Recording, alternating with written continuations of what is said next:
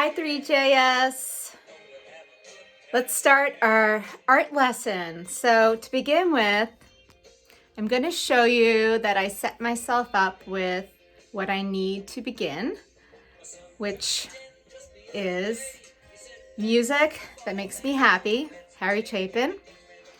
And I selected a photograph that I'd like to work on with you this week. I printed a copy here and I'm trying to see if I can get in there. And it's a picture of me looking out over a Larchmont Manor that my daughter took. So I'm taking on a person in a landscape, which I love to do. Gives perspective, and I hope that the viewer wonders, what is she thinking?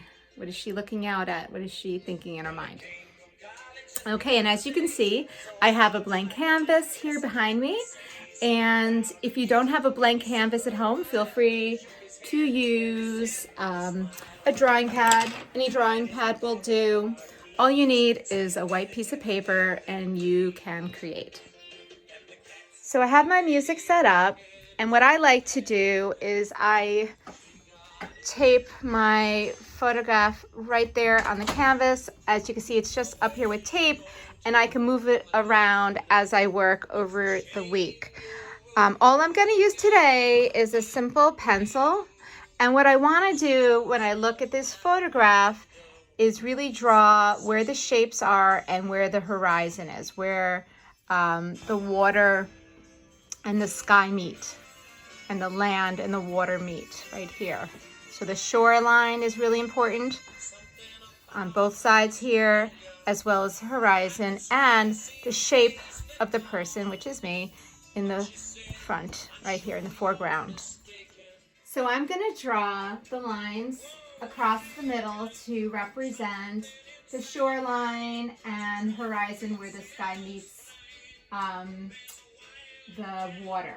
So this is sort of like the middle.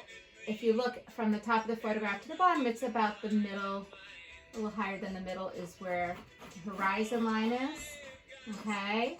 And I could start seeing the shape of the figure here, okay? And I'll get into more detail with that later. But here, I'm drawing where I see the sky meeting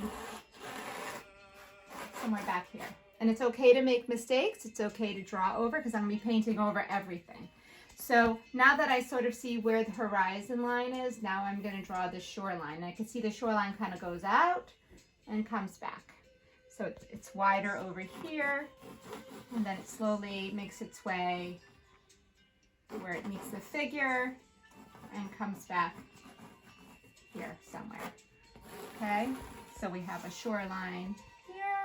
And then over here, right where the horizon line is, there's another shoreline. There's a piece of land that shoots out there. Okay, and I already need to move my photograph because it's in the way of that. So I'm going to just move it on over here.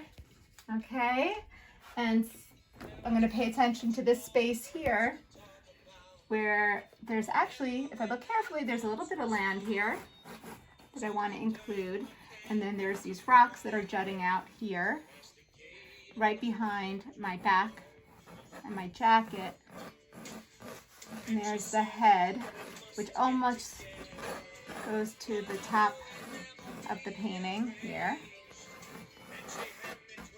and then I'm starting to see the shape of the arm, which is like a cylinder. Remember, we've done that before. What I love about painting is that there's no such thing as mistakes. It's all estimating, and it all evolves. The more so you can see my leg is another shape of an oval here on the top thigh, and then it's sort of tucked around the other leg. The more I work at it, the more it comes together and the more it evolves.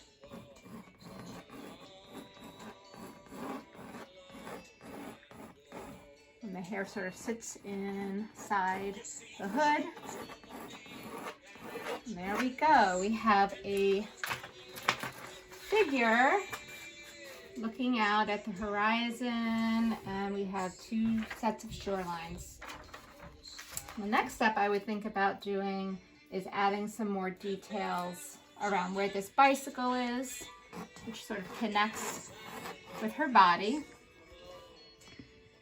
On her, there's a part of her leg that goes like this. Part of my leg, actually, it's me. So, and then there's like a bicycle here. So one of the things that I do as an artist is that I don't try to be 100% realistic. I like impressionist art, which allows for some interpretation, and things don't look exactly the way they appear in real life. So here we go. And already we're starting to see the shape of a bicycle here. Some kind of, right. And remember what Miss Solomon always told you. Whenever you feel like you're stuck or you don't know what to do next, step away from the painting, walk to the other side of the room. You could even do as my mother would say, turn it upside down and look at it again, and you'll start seeing things a little differently. So that's my short art lesson today, and tomorrow I'm going to develop a little bit more and more detail before we start adding color. So for tomorrow's lesson, I think it would be helpful for you to have a pencil and some paints. That's it for now.